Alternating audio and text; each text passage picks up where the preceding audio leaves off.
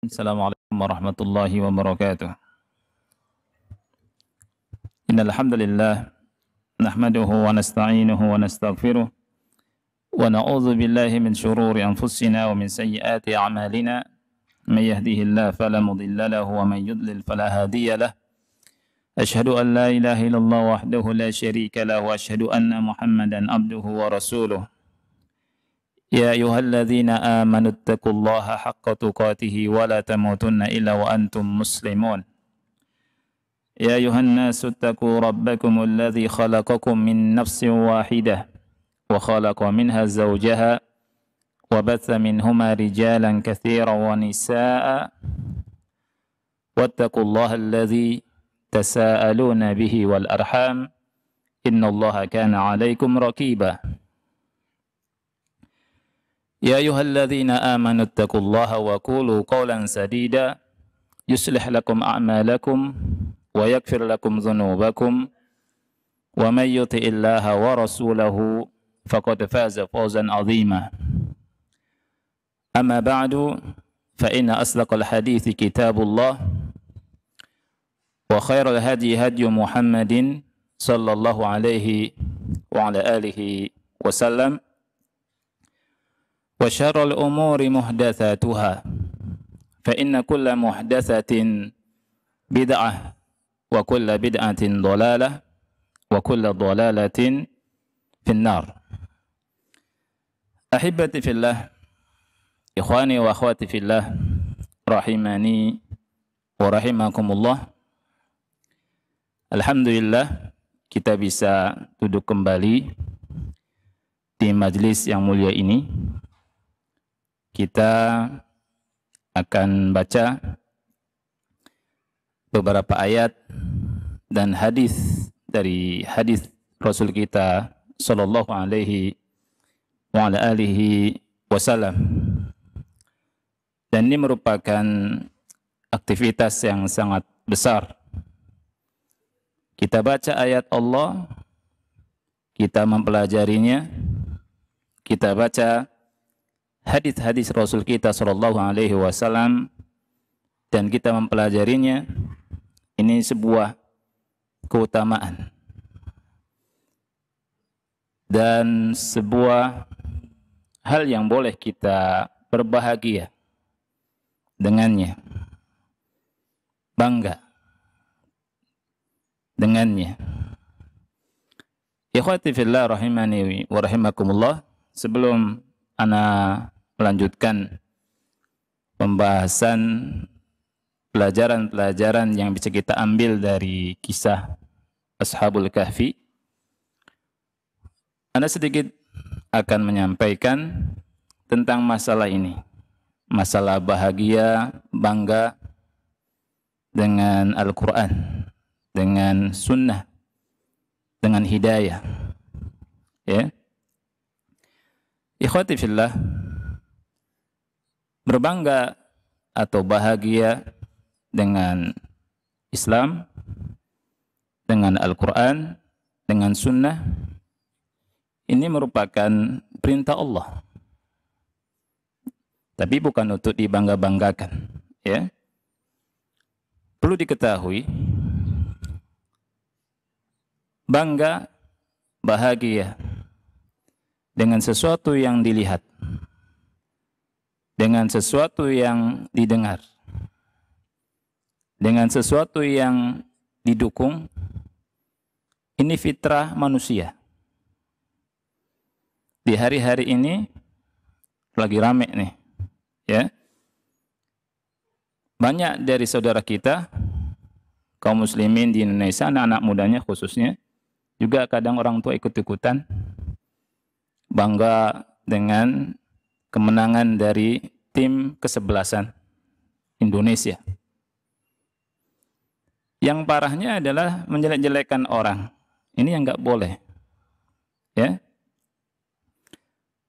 Ikhwati fillah rahimani wa rahimakumullah.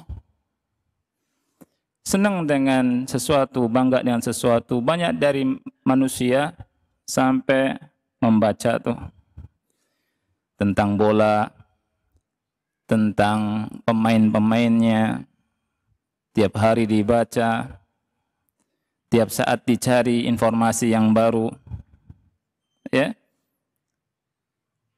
Tapi subhanallah, banyak di antara kita yang tidak begitu dengan Quran. Tidak seperti itu dengan hadis-hadis Rasul sallallahu alaihi wasallam. Padahal ikhwati fillah, kalau kita lihat tentang kebahagiaan yang ada di dalam Al-Quran, di dalam hadis Al-Quran dulu lah ya. Allah Subhanahu wa taala berbicara di beberapa ayat tentang kebahagiaan, tentang hal bangga.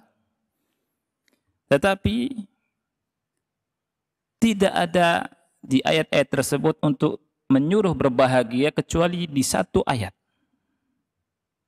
Allah Subhanahu wa taala memerintahkan kita untuk bahagia, untuk senang, untuk bangga dalam satu ayat. Siapa yang tahu ayatnya? Hah? Jadi enggak ada tuh diperintahkan dalam Al-Quran kita untuk senang, bangga, bahagia kecuali di satu ayat. Yakni ayat yang ke-58 surat Yunus. Ayat keberapa? 58 surat Yunus. Allah berfirman, "Qul bifadlillahi wa birahmatihi fabidzalika falyafrahu huwa khairum mimma yajma'un." Katakanlah, bifadlillah dengan karunia Allah dan dengan rahmatnya, fabidzalik dengan itu, falyafrahu hendaknya mereka bahagia, hendaknya mereka bangga. Huwa khairum mimma yajma'un, itu lebih baik dari apa yang mereka kumpulkan dari harta dunia, dari kesenangan dunia. Ayat ini datang ikhwati fillah setelah kabar tentang Al-Quran. Ya. Allah berfirman, "Ya ayuhan nas, wahai sekalian manusia, qad ja'atkum mau'izatun min rabbikum." Telah datang kepada kalian Al-Quran, nasihat dari Rabb kalian. Wa shifaa'un lima fis sudur, dan obat bagi apa yang ada di dada. Wa huda, dan petunjuk. Wa rahmatun lil mu'minin, dan rahmat untuk orang-orang yang beriman.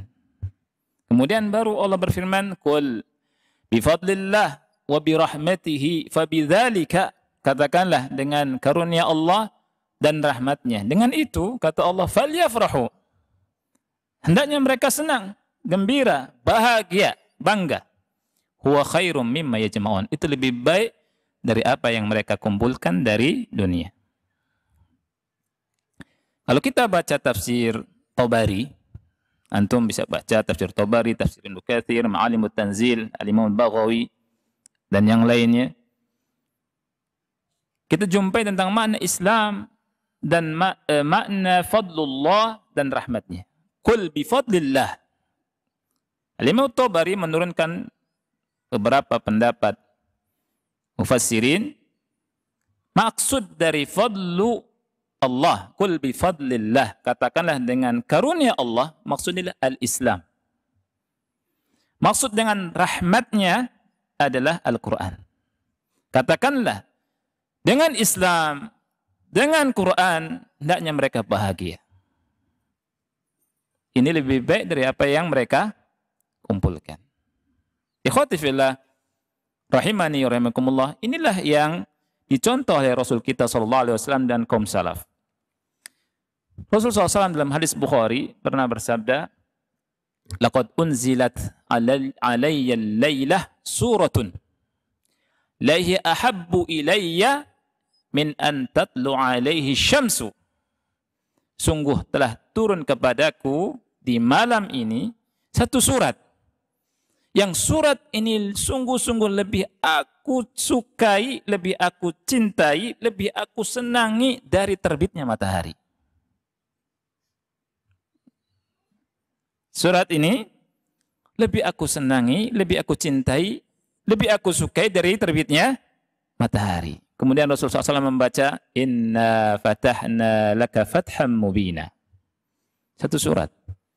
Lebih Rasulullah SAW cintai daripada terbitnya matahari. Gimana dengan Al-Quran?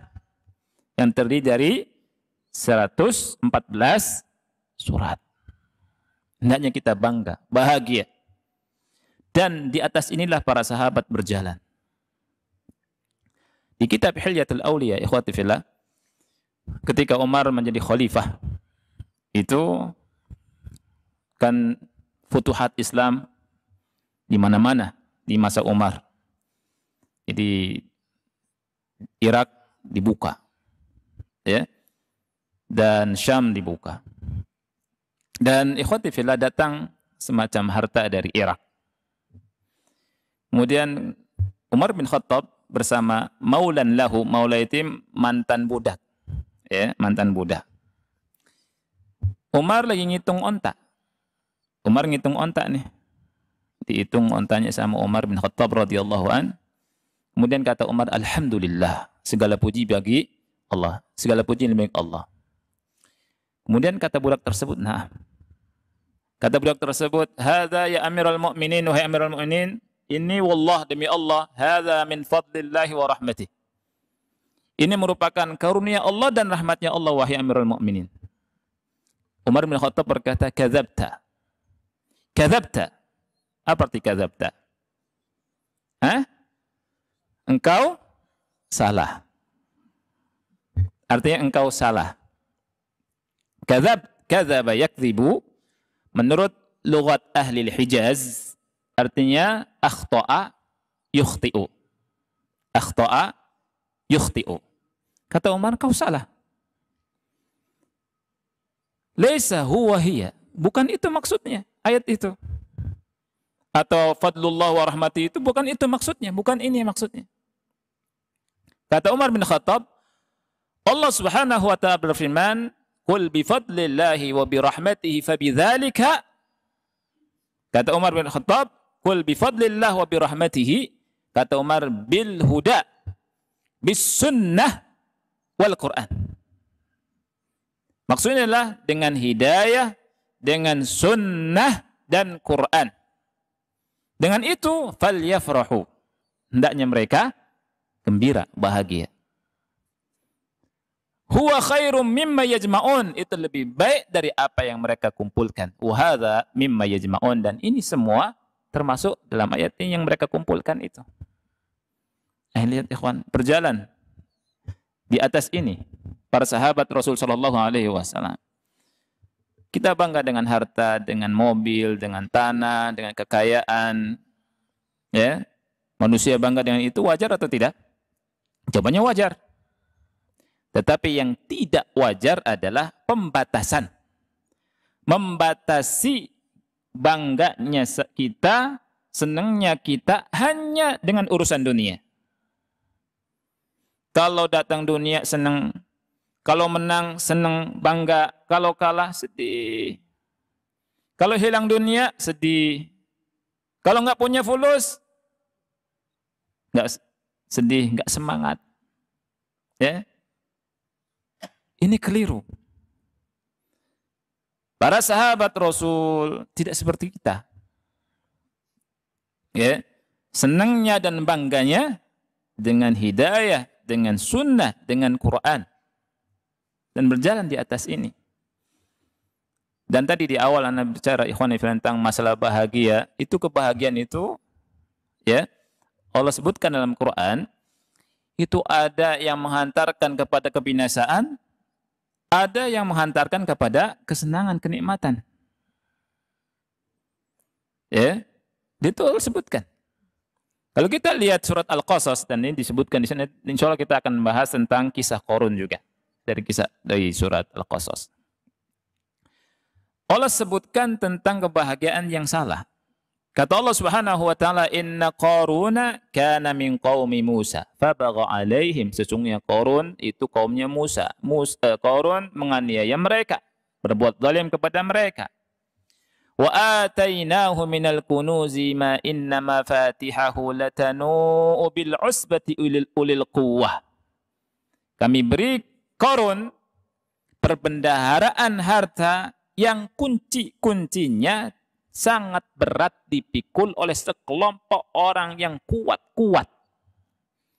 Orang-orang yang kuat mikul kuncinya, hartanya Qarun berat. Antum bisa bayangkan gimana tuh hartanya Qarun banyak sekali. Ya. Allah katakan, "Idz qala lahu qaumuhu la tafrah." Ingatlah ketika kaumnya berkata kepada Qarun, "La tafrah." Jangan bangga-bangga engkau. Jangan berbangga-bangga. Sesungguhnya Allah tidak menyukai orang yang membangga-banggakan diri. Terus ayat selanjutnya sampai ayat berikutnya, Qarun ternyata bangga-bangga dengan hartanya.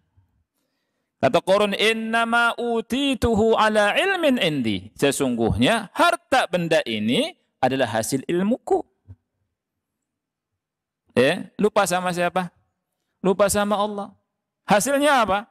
Di ayat-ayat berikutnya Allah katakan, "Fa khasafna bihi wa bidarihil arda." Maka kami tenggelamkan Qarun dan sekaligus beserta istananya, rumahnya ke dalam bumi. Fama kana lahu min fi'atin yansurunahu min dunillah wa ma kana minal muntasirin. Tidak ada sekelompok pun yang sanggup menolong Qarun selain Allah, dan dia tidak termasuk orang yang bisa menolong dirinya sendiri. Hartanya ditenggelamkan, termasuk dirinya ditenggelamkan. Hartanya yang banyaknya minta ampun ditenggelamkan, enggak terhitung hartanya itu. Tapi anehnya sekarang orang senang kalau misalkan dapat harta bilangnya harta Qarun. Padahal hartanya itu harta apa? Harta yang ditenggelamkan sama Allah. Dapat harta, ini harta Qarun nih, Masya Allah. Sampai nyari-nyari harta Qarun di Istana Bogor orang. Gimana ceritanya?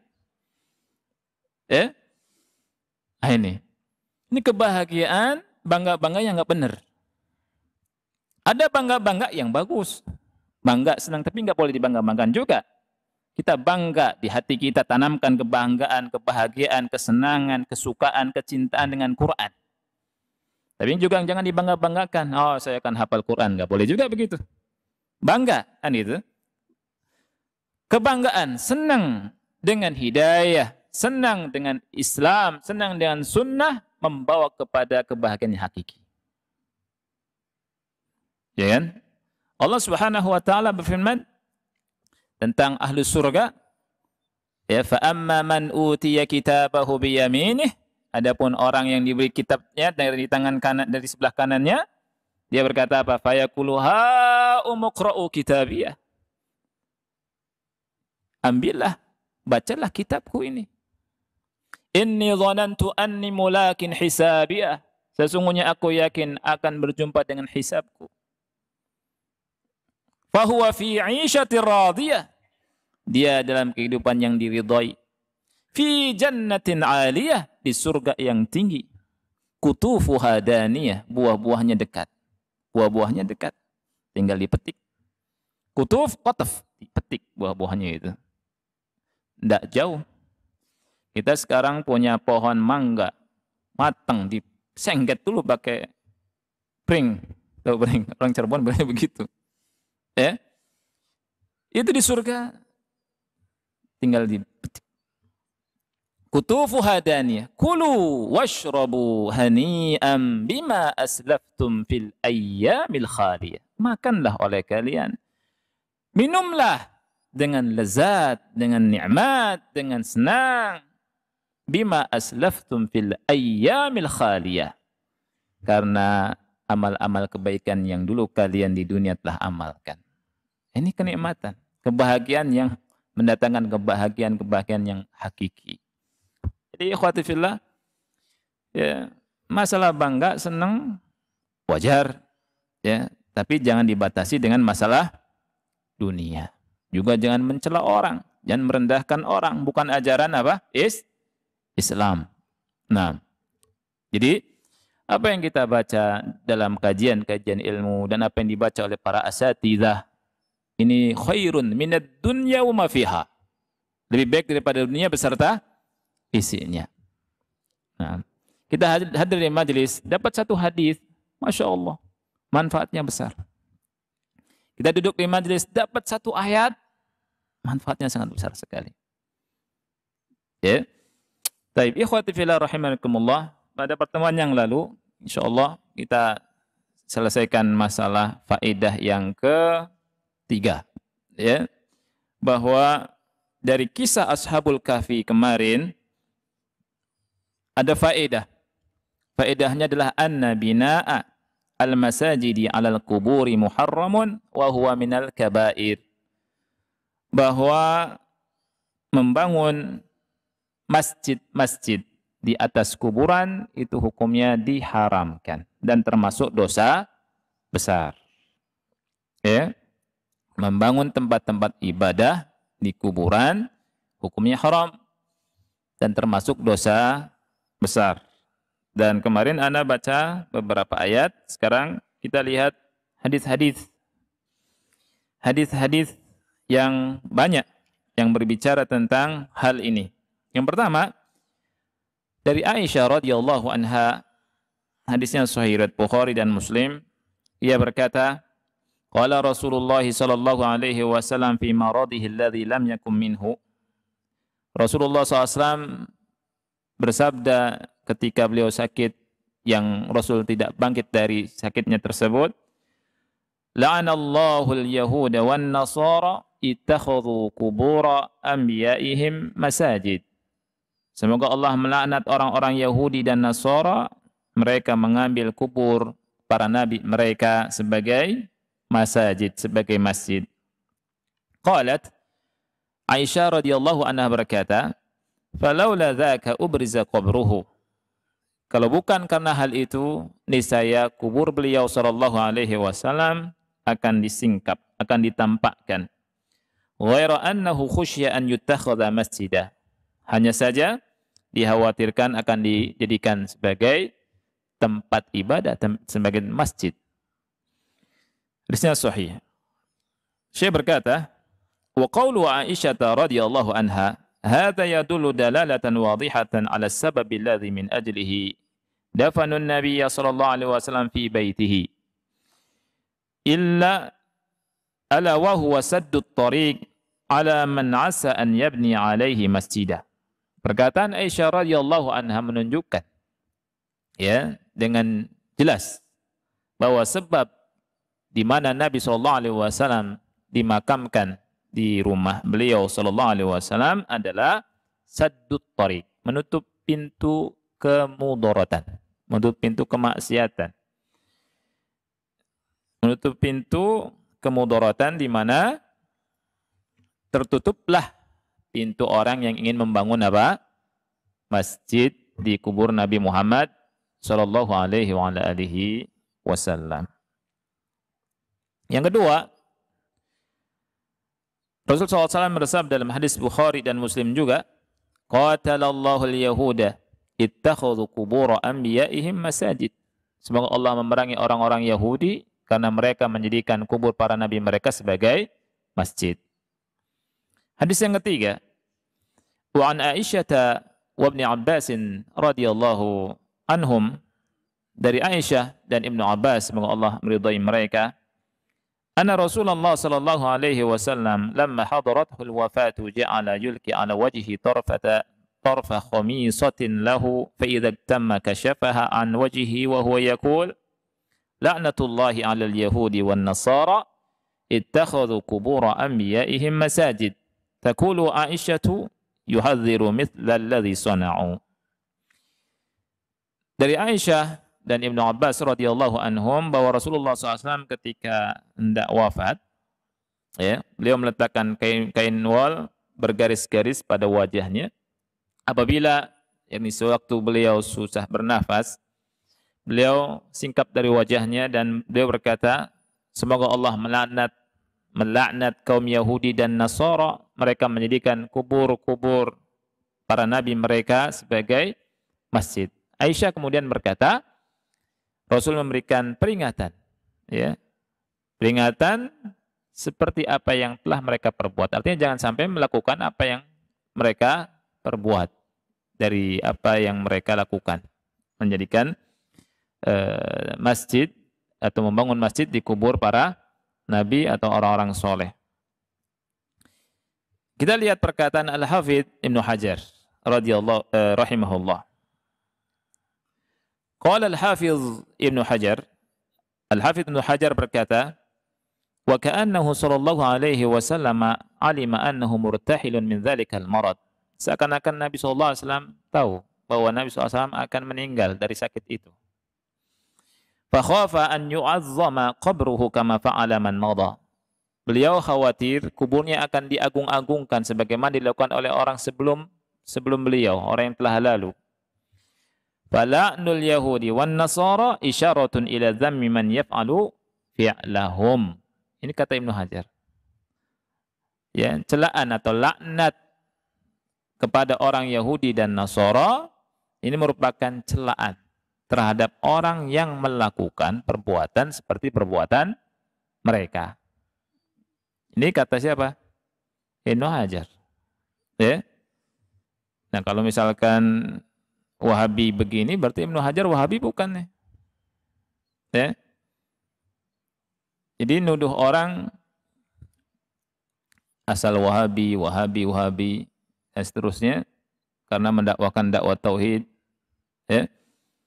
Nah, baca Ibnu Hajar As-Asqalani rahimahullah.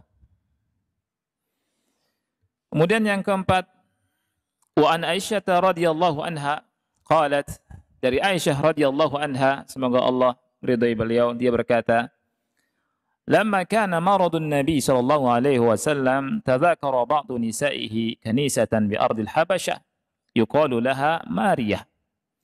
وقد كانت أم سلامة وأم حبيبة قد أتتا أرض الحبشة فذكرن من حسنها وتصاويرها.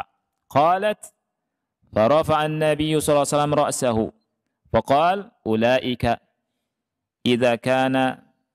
إذا مات فيهم الرجل الصالح بنوا على قبره مسجدا ثم صوروا تلك الصور أولئك شرار الخلق عند الله يوم القيامة.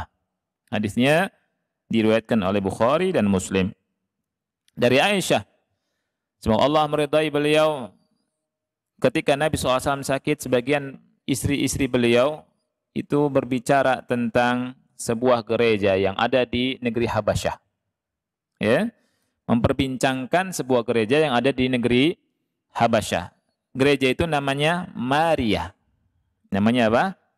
Mariyah. Ummu Salamah dan Ummu Habibah pernah mendatangi negeri Habasyah. Kemudian mereka menyebutkan tentang keindahan gereja tersebut, tentang gambar-gambarnya yang ada di gereja tersebut. Ya, jadi gereja itu baguslah disebut oleh sebagian istri-istri Nabi Muhammad SAW. Kemudian Nabi SAW mengangkat kepalanya. Faqal, kata Nabi, mereka itu apabila ada yang meninggal di tengah-tengah mereka orang soleh, kemudian mereka membangun kuburan di masjidnya. Thumma sawwaru tilka suwar. Kemudian mereka bikin gambar-gambar. Kata Rasul apa? Ulaika syirarul khalqi indallah yaumal qiyamah. Mereka adalah seburuk-buruk makhluk di sisi Allah pada hari kiamat. Ya. Qala al-Hafidz Ibnu Hajar al-Hambali fi Fathul Bari, al-Hafidz Ibnu Rajab al-Hambali di dalam Fathul Bari beliau berkata, hadzal hadis ini yadullu ala tahrimi bina'il masajidi ala kuburis sholihin. Hadis ini menunjukkan tentang haramnya membangun masjid-masjid, tempat-tempat ibadah di kuburan orang-orang yang soleh. Wa taswiri suwarihim fiha kama yaf'aluhun nasara. Kemudian menggambar-gambar mereka, ya, sebagaimana yang dilakukan oleh kaum Nasara. Jadi nggak boleh. Ya. Nah, yang dilakukan oleh sebagian kita atau sebagian saudara kita, foto-fotonya dipajang, foto-foto orang soleh yang sudah meninggal dipajang. Ini sebenarnya tidak sesuai dengan sunnah Nabi Muhammad sallallahu alaihi wasallam. Ya. Loh, bukankah kita menghormati? Ya menghormati bukan seperti itu caranya. Ya, menghormati kita harus sesuai dengan sunnah Rasulullah sallallahu alaihi wasallam. Yang kelima, hadis yang kelima, Anil Harith An-Najrani qala sami'tu an-nabiy sallallahu alaihi wasallam qabla an yamuta bi khamsin wa huwa yaqul ala wa inna man kana qablakum kanu yattakhidhuna qubur anbiya'ihim wa salihihim masajid ala fala tattakhidhul qubur masajid inni anhaakum an dzalik. Dari Al-Harith An-Najrani, beliau berkata, aku mendengar Nabi Muhammad sallallahu alaihi wasallam sebelum meninggal beliau 5 hari. Berarti Masya Allah, di akhir-akhir hayat kehidupan Rasul kita sallallahu alaihi wasallam. Ya. Beliau berkata, ketahuilah orang sebelum kalian itu menjadikan kubur para nabi mereka dan orang-orang soleh mereka sebagai masjid. Ketahuilah, janganlah kalian janganlah kalian menjadikan kubur-kuburan sebagai masjid. Inni anhaakum an dzalik. Sesungguhnya aku melarang kalian dari hal itu. Ini siapa yang melarang? Rasulullah sallallahu alaihi wasallam. Lihat. Kalau kita cinta sama Rasul sallallahu alaihi wasallam, Rasul bilang inni anhaakum, aku larang kalian dari itu. Ya. Maka nurut. Kalau kita cinta sama Rasul, oh Rasul larang nih. Ya sudah, kita nggak bikin masjid di atas kuburan atau mengubur, memakamkan orang di masjid. Karena dilarang sama Rasul, selesai sudah. Nggak ada masalah. Ya, dan nurut sama Rasulullah sallallahu alaihi wasallam. Jangan dikatakan mana ada hadisnya, nggak ada hadisnya, itu karang-karangan orang. Nggak benar. Ini hadisnya. Bisa dicek hadisnya. Hadisnya tadi kalau antum mau ngecek, ya, sahih, dikeluarkan Ibnu Abi Syaibah. Dan di hadis di Muslim nomor ke-532. Ya. Nah, itu bisa dicek. Kemudian yang keenam, hadisnya An Abdullah bin Mas'ud radhiyallahu anhu qala sami'tu Rasulullah sallallahu alaihi wasallam yaqul. Aku mendengar Rasulullah SAW bersabda, inna min syirarin nasi man tudrikuhu as-sa'atu wa hum ahya wa man yattakhidhul qubur masajid. Kata Rasul SAW, ya, sesungguhnya seburuk-buruk manusia adalah yang berjumpa dengan hari kiamat dan mereka hidup. Ya, lihat. Jadi hari kiamat kemudian manusia hidup di saat itu, seburuk-buruk manusia. Karena orang muslim, orang mukmin yang ada imannya meninggal. Ya. Dan subhanallah Rasul katakan apa? Wa man yattakhidhu al-qubur masajid. Dan orang yang menjadikan kubur sebagai masjid. Nauzubillah. Ya. Ikhwati fillah rahimani wa rahimakumullah. Syekh Albani rahimahullahu taala berkata, ya, di Tahdhirus Sajid, inna kulla man yata'ammalu fi tilkal ahadithil karimati yadhharu lahu bisuratin la syakka fiha anna ittikhadhal qubur masajid haram.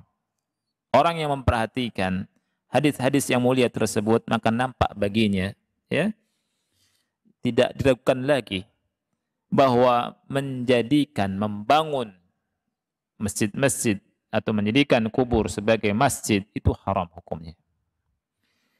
Bal kabiratun minal kabair, dan ia merupakan dosa besar.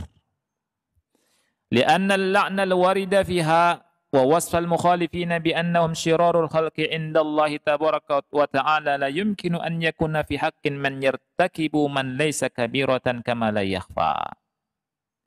Karena laknat yang ada, kemudian mensifati orang-orang yang menyelisihi hal tersebut, bahwa mereka adalah seburuk-buruk makhluk di sisi Allah, tidak mungkin kalau hal itu bukan hal yang besar, bukan dosa besar, tidak mungkin. Ya, jadi semua itu yang disabdakan sama Rasulullah SAW di laknatnya kepada orang Yahudi dan Nasrani, ya, dan seterusnya, ini menunjukkan bahwa hal tersebut dosa besar. Kama la yakhfa, sebagaimana tidak tersembunyi lagi. Waqad ittafaqatil madzahibul arba'atu ala tahrimi dzalika wa minhum man sarraha bi annahu kabirah. Dan al-madzahibul arba'ah, madzahib, kalau disebut al-madzahibul arba'ah itu maksudnya apa? 4 mazhab. Maksudnya Madhab Hanafi, madhab Malik, kemudian madhab Syafi'i dan madhab Hambali. 4 madhab ini sepakat tentang pengharaman tersebut.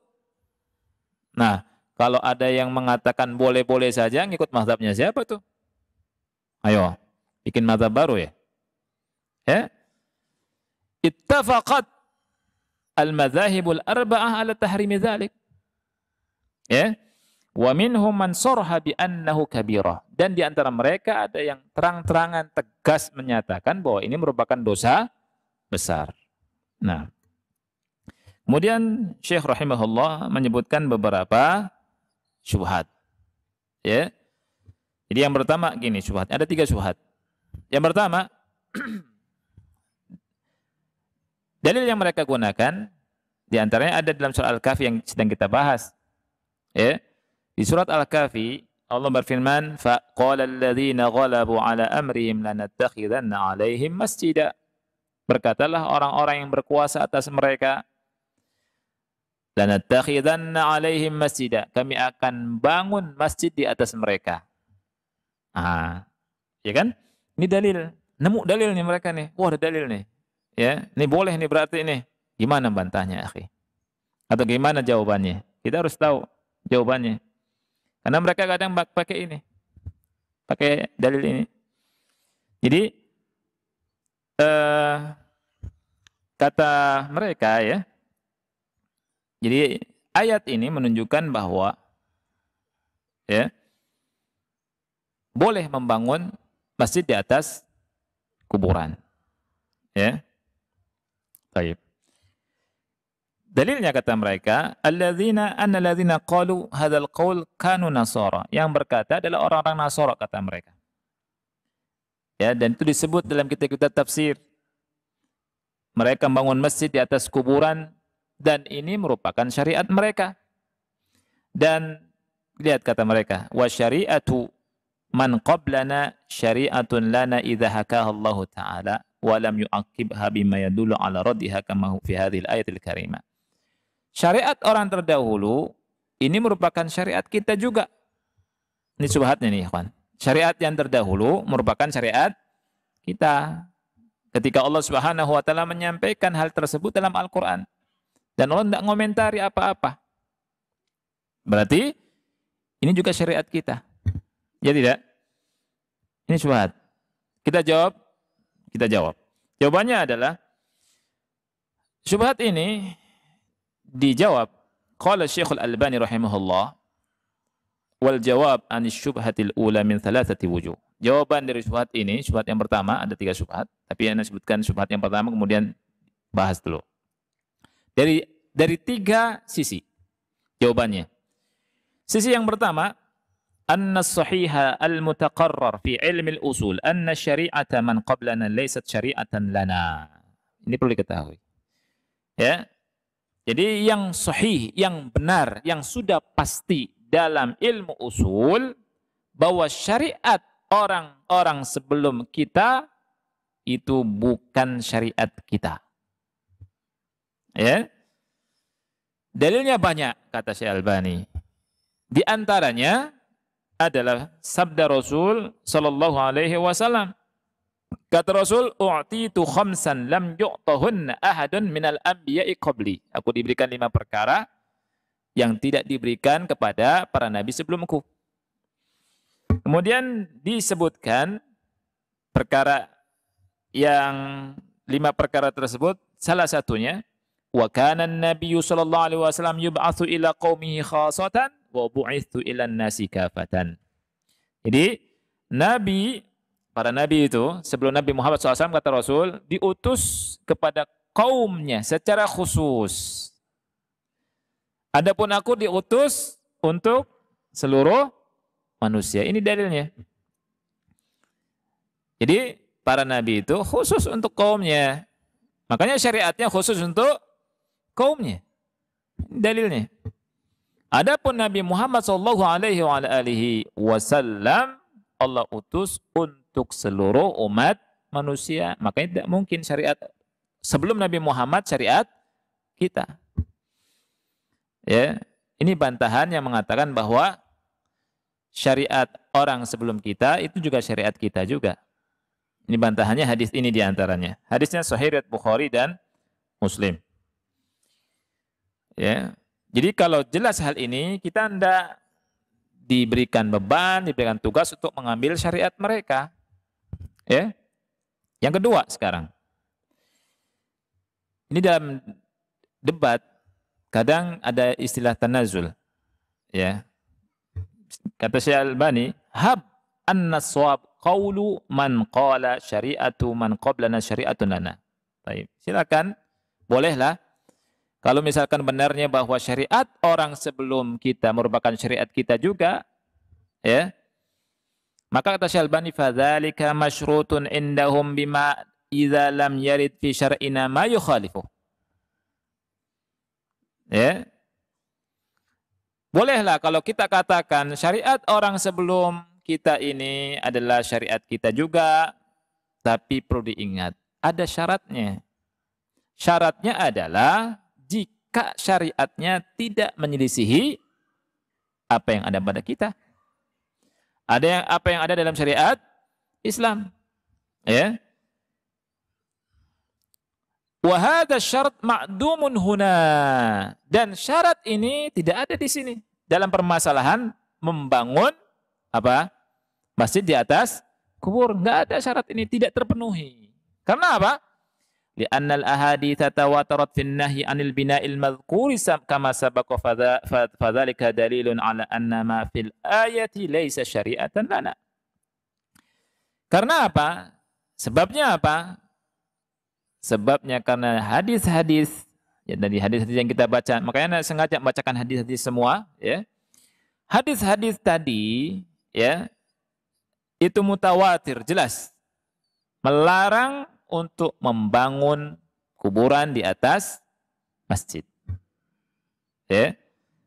Jadi yang kedua ini kalau bolehlah, kalau misalkan kita turun bisa menerima pendapat antum, kalau misalkan syariat syariat orang terdahulu itu syariat buat kita juga. Tapi ada syarat. Syaratnya kalau tidak menyelisihi syariat kita. Dan kalau kita lihat hadis-hadis yang banyak tadi, sampai 6 hadis yang kita baca, menyelisih itu. Ya. Sisi yang ketiga,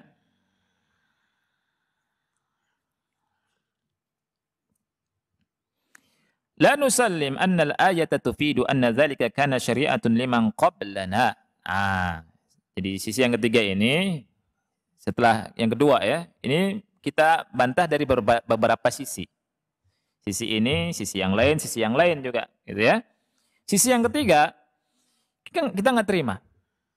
Kalau ayat tadi yang antum bawa itu, yang antum bawakan menunjukkan bahwa membangun masjid di atas kuburan itu syariat buat orang sebelum kita. Kita nggak terima itu. Karena apa? Maksimalnya kalau kita perhatikan ayat ini, kata Syekh, bahwa hanya ada sekelompok dari kalangan manusia yang berkata lanattakhidanna 'alaihim masjidah. Dan tidak ada keterangan yang jelas, yang tasrih, bahwa mereka itu yang mengucapkan itu orang beriman. Ya.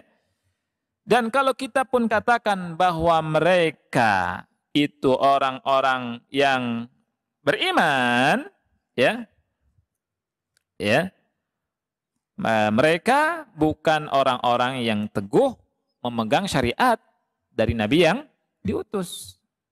Ini jawabannya. Jadi jawaban dari berapa? 3 sisi. Kemudian yang menarik adalah syubhat yang kedua, yang sering diulang-ulang nih, yaitu kaunu qabrin Nabi SAW fi masjidihi syarif walau kana dzalika la yajuzu lamma dafanuhu sallallahu alaihi wasallam fi masjidihi. Kuburan Nabi Muhammad sallallahu alaihi wasallam itu di masjid beliau Asy-Syarif. Nah, ini syubhat yang paling banyak. Ya. Gimana jawabannya? Kita lihat jawaban dari Syekh Al-Albani rahimahullahu taala. Syekh Al-Albani rahimahullah berkata, "Summa alam anna al-hukm as-sabiq yashmalu kullal masajid." Ketahuilah bahwa hukum yang lalu, artinya tidak boleh membangun kubur di atas masjid, membangun masjid di atas kubur atau kubur di dalam masjid. Itu semua Masjid mencakup. Artinya apa? Hukum ini mencakup semua masjid. Kabiriha wa saghiriha, qadimiha wa hadithiha. Baik yang besarnya, yang kecilnya, yang lama, yang sudah lama atau yang masih baru. Li umumil adillah, dengan keumuman dalil. Fala yustathna min dzalika masjidun fihi qabrun illa al-masjid an-nabawi asy-syarif. Tidak ada pengecualian kecuali Masjid Nabawi yang mulia. Ya. Kenapa? Kata Syalbani, li'anna lahu fadilatan khasah la tujadu fi syai'in minal masajidil mabniyati 'alal qubur. Karena ia ada keutamaan yang khusus, yang keutamaan ini tidak dimiliki oleh masjid-masjid yang lain, ya, yang dibangun di atas kubur. Apa keutamaannya? Sabda Nabi Muhammad SAW, salatun fi masjidi hadha khairun min alfi salatin fi masiwahu illa al-masjidil haram. Salat di masjidku ini lebih baik daripada 1000 salat di selain masjidku ini, ya, kecuali Masjid Al-Haram. Kemudian juga ada keutamaan lagi, Rasulullah SAW bersabda, ma baina baiti wa minbari rawdatun min riyadil jannah. Antara baiti, antara rumahku dengan mimbarku ada taman surga. Wali ghairi dzalika minal fadail. Dan ada keutamaan-keutamaan yang lain yang dimiliki oleh oleh Masjid Nabawi. Falau qila bi karahati sholati fihi kana makna dzalika taswiyatuhu ma'a ghairihi minal masajid. Kalau dikatakan salat di Masjid Nabawi itu makruh hukumnya, maka niscaya apa? Maknanya kita menyamakan Masjid Nabawi dengan masjid yang lain. Ya. Wa raf'u hadhihi al-fadail anhu. Wa hadha la yajuz kama huwa dhahir. Dan kita berarti menghilangkan keutamaan-keutamaan yang dimiliki oleh Masjid Nabawi. Dan ini tidak boleh terjadi, ya. Fakama anna as-salata ubihat fi hadhihi al-awqat li'anna fil man'i minha tadayyu'an laha bihaitsu la yumkinu istidrak fadliha li fawati waqtiha. Fakadzalika yuqalu fi sholati fi masjidihi sallallahu alaihi wasallam. ثم وجدت ابن تيمية صرح بهذا فقال في كتابه الجواب الباهر في زوار المقابر والصلاة في المساجد المبنية على القبور منهي عنها مطلقا بخلاف مسجده صلى الله عليه وسلم فإن الصلاة فيه بألف صلاة فإنه أسس على التقوى وكانت حرمته في حياته صلى الله عليه وسلم وحياة خلفائه الراشدين قبل دخول الحجرة فيه وإنما أدخلت بعد انقراض عصر الصحابة. Nah, kemudian singkatnya Anda bacakan saja perkataan Ibnu Taimiyah rahimahullah, ya. Dan salat di masjid-masjid. Jadi Syekh Al-Albani rahimahullah mendapati perkataan Ibnu Taimiyah di kitab Al-Jawab Al-Bahir fi Zuwaril Maqabir di halaman 22. Kata beliau, salat di masjid-masjid yang dibangun di atasnya, ya, kubur itu terlarang secara mutlak. Berbeda dengan masjid Nabi Muhammad SAW. Karena salat di dalam masjid Nabi Muhammad itu pahalanya 1000 kali lipat dibanding salat di masjid-masjid yang lainnya. Karena dibangun di atas ketakwaan dan kehormatannya, ya, di masa beliau SAW dan di masa khulafa ar-rasyidin itu ma'ruf, ya, dihormati. Sebelum dimasukkan hujrah ke dalam masjid, ke dalamnya, ya. Jadi hujrah itu apa? Kamarnya Aisyah radhiyallahu anha, ya. Ketika perluasan dimasukkan. Wa inna ma udkhilat ba'da inqiradi asri sahabah. Dan dimasukkannya kamar Aisyah radhiyallahu anha setelah selesai masa sahabat. Ya. Dan Syekh Al-Albani pun menjelaskan ada kaum salaf yang menentang itu sebenarnya. Dan gitu. Nah, kemudian dia berkata, wa kana al-masjidu qabla dukhulil hujrati fihi fadila. Masjid sebelum kamarnya Aisyah masuk ke dalam masjid itu adalah masjid yang utama. Ini harus diperhatikan. Wa kanat fadilatul masjid bi anna an-nabiy sallallahu alaihi wasallam banahu li nafsihi wa lil mu'minin. Dan keutamaan masjid tersebut Nabi SAW membangunnya sendiri dengan tangan beliau dan untuk beliau dan untuk kaum mukminin. Yusalli lillahi huwa wal mu'minun ila yaumil qiyamah. Ya. Beliau salat dan orang-orang yang beriman salat karena Allah di masjid tersebut sampai hari kiamat kelak. Fa faddala bunyanahu lahu. Fa kaifa waqad qala salatun fi masjidi hadza khairun min alfi salatin fi ma siwahu illa al-masjidil haram. Dan mengutamakan membangun Masjid Nabawi, di mana Nabi SAW berkata, solat di masjidku ini lebih baik daripada 1000 kali lipat solat di masjid yang lain kecuali Masjid Al-Haram. Bagaimana kalau tidak diutamakan masjid ini? Masjid ini awalnya sudah utama, ya. Bukan utamanya masjid ini karena kubur Nabi Muhammad SAW. Ini yang harus diperhatikan. Nabi Muhammad SAW manusia yang paling utama, manusia yang paling mulia, manusia yang sangat agung, kan gitu. Ya, tapi perlu diperhatikan bahwa Masjid Nabawi ini, ya, itu sudah utama sebelum Rasulullah wafat. Awal sejak dibangunnya. Ya, dan juga Rasulullah SAW merintahkan kita untuk mengadakan rihlah ke sana. Kata Rasulullah SAW, la tushaddu rihal illa ila thalathati masajid. Tidak boleh mengadakan rihlah kecuali ketiga masjid, rihlah ibadah. Yani yang pertama Masjid Haram, yang kedua Masjid Aqsa, yang ketiga Masjid hadza, kata Rasul, masjidku ini. Wa hadhil fadilatu thabitatun lahu qabla an yudkhala fihi al-hujrah. Masjid ini keutamaannya telah sabit sebelum kamar dimasukkan ke masjid. Fala yajuzu an yudhanna annahu sara bidukhulil hujrah fihi afdal mimma kana. Maka tidak boleh ada prasangka ketika kamar itu dimasukkan ke masjid, maka masjid menjadi lebih utama. Nah, ini nggak boleh. Ya, karena masjid sudah utama. Ya.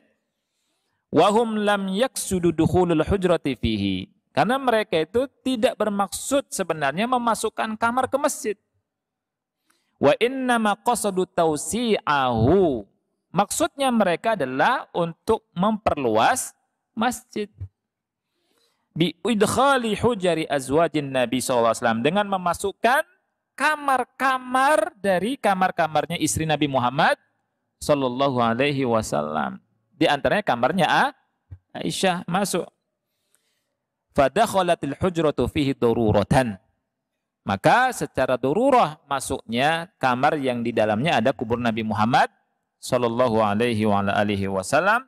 Ma'akarahati man kariha dzalika minas salaf. Tetapi tetap, ya, sebagian salaf memakruhkan hal tersebut. Artinya tidak setuju dengan dimasukkannya kamar Aisyah ke dalam masjid. Wallahu a'lam bishawab.